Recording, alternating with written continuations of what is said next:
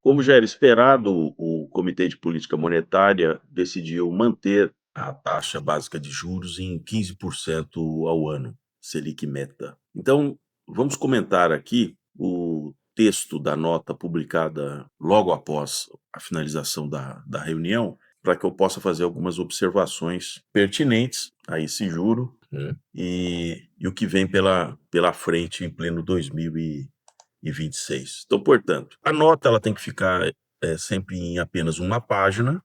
A ata será publicada só no começo da semana que vem. E ela segue um padrão de formalismo dentro do Economês. Então, algumas questões aqui já são velhas conhecidas, né, e que faz parte daquelas platitudes, né, da ciência econômica, né? Por exemplo, então, o ambiente externo ainda se mantém incerto em função da conjuntura e da política econômica nos Estados Unidos. Essa frase pode ficar pétrea, né, em todas as notas, que eu nunca vi em mais de 30 anos certeza no cenário internacional. Você só vai trocar o agente. Pode ser os Estados Unidos, pode ser a Europa, pode ser a Rússia, pode ser, né, um país ali do Oriente Médio com estabilidade, né, como o Irã, e assim por diante, né? Em tal cenário, existe cautela por parte dos países emergentes em ambiente marcado por tensão geopolítica. Eu acho que o pessoal vive em Marte, né? Porque, né, desde a Guerra Fria, a tensão geopolítica é muito intensa. Ela só muda de endereço, né, de ano para ano, né? Mas a tensão geopolítica não vai desaparecer, né? Mas eles têm que colocar isso aqui para dizer que eles estão vigilantes, que eles estão atentos e etc e tal, né? Bom, em relação ao cenário doméstico, o conjunto de indicadores, conforme esperado, trajetória de moderação no crescimento da atividade econômica. É interessante, né, com a taxa de juros em 15%, e eles dizem que é uma trajetória de moderação no crescimento da atividade econômica. Praticamente 79% da população está endividada, são aí em torno de 12,5 já inadimplentes, né? O salário médio aí é R$ 2.000, né?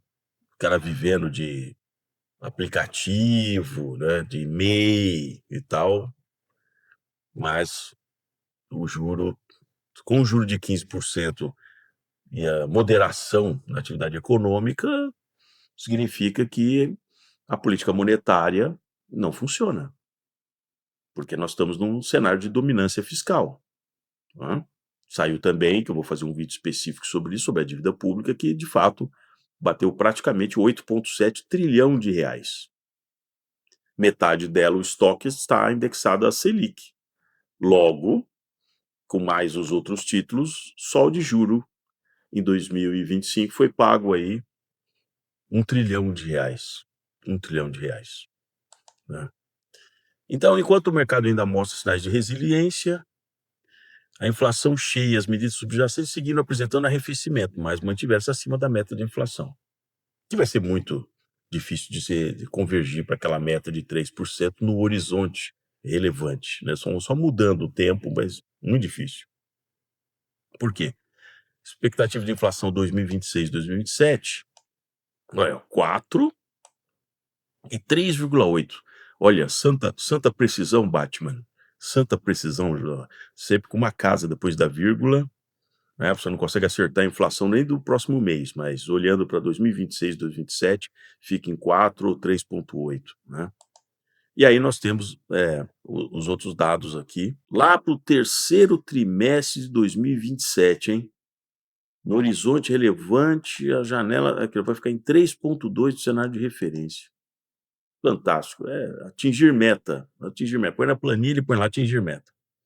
E aí, esse é um outro parágrafo clássico, né, que os riscos continuam para cima e para baixo, porque isso, não sei o que, isso aqui e tal, né?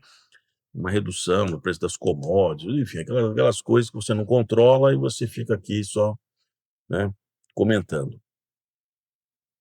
E o comitê segue acompanhando os impactos do contexto geopolítico na inflação brasileira e com os desenvolvimentos da política fiscal doméstica impactam, como, né, impactam negativamente, né? O governo gastou como nunca e apareceu o secretário do Tesouro dizendo: "Não, a gente estava ampliando o colchão de liquidez". Eu falei: "Não, cara, você tem que pagar juro, cara. Você nunca fechou um mês com superávit primário, então para, tá certo? Então é claro que você teve que emitir muito mais do que simplesmente para pagar o juro, então para, colchão de liquidez. Ah, não, da métrica do colchão de liquidez, né, né. Então, vejam só, no cenário atual marcado por elevada incerteza, de novo, elevada incerteza, exige cautela na condução da política monetária. Olha só, hein?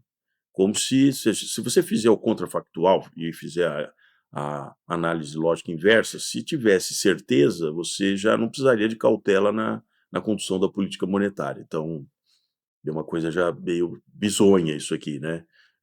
Fica parecendo que como o cenário atual está com elevada incerteza, existe cautela na condução. Então, talvez você pudesse dizer que exige mais cautela, mas a cautela na política monetária tem que ser contínua, né. Muito bem. O comitê continua achando que tudo isso aí vai convergir à meta, né, só ficar assim 15%, todos os coelhinhos vão estar mortos, afogados e tal, mas a gente consegue. Aí quando a inflação baixar, você não vai saber se foi pelo elevado nível da taxa de inflação ou simplesmente por um outro fator que, de fato, fez a inflação ser jogada totalmente para baixo.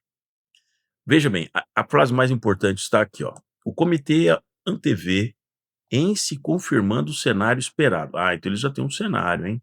Eles já têm um cenário. "Iniciar a flexibilização da política monetária em sua próxima reunião". Agora, quanto? Mas reduzir em quanto? Se você já tem aqui um cenário esperado, ele poderia colocar. Já que ele tem um cenário esperado, ele podia dizer que se confirmando o cenário esperado, eu vou reduzir em 50 pontos, reduzindo de 15 para 14,5. Seria razoável.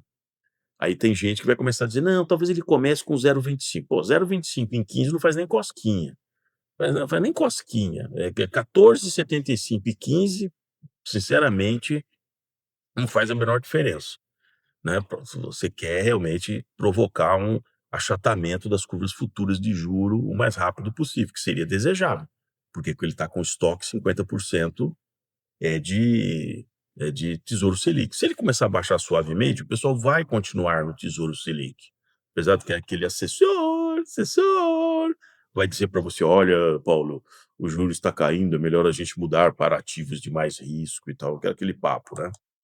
E, então ele disse que na próxima reunião ele pode começar a iniciar a flexibilização, porém reforça que manterá a restrição adequada para segurar a convergência fazendo o hedge, né, costumeiro, né. E o compromisso com a meta impõe serenidade quanto ao ritmo e magnitude do ciclo, que dependa isso aqui é importante, ó, que dependerão da evolução de fatores que permitam maior confiança no atingimento da meta de inflação no horizonte relevante para a condução da política monetária. Ou seja, ele vai correr atrás das notícias, das coisas, e aí ele vai tomar decisão ex post, ex post. Ele não vai querer se antecipar, levando, ainda mais num ano eleitoral, né, a inflação já para a meta. Não, ele vai deixar, ele vai ficar observando. Vamos ficar aqui observando. Então é isso que eu tinha aqui para vocês. Não esqueça, coloque aqui o joinha. A gente vai ter vários complementos a partir dessa nota. Não esqueça, se inscreva, chegando aqui no baú do trader. E vamos fazer um comentário num outro vídeo sobre o crescimento da dívida pública federal. E aí que todos nós pagamos aquele 1 trilhão só de juros. Só de juros. Veja, a dívida esse ano vai atingir 10 trilhões de reais, para um PIB que vai ficar abaixo de 2. Então, você fazendo uma conta simples, você perceberá que o endividamento em relação ao PIB vai crescer provavelmente acima de 80% do PIB. Uma dívida com prazo médio de 4 anos. Fantástico, né? Fantástico. Então é isso aí, pessoal. É o que nós temos aqui. Grande abraço.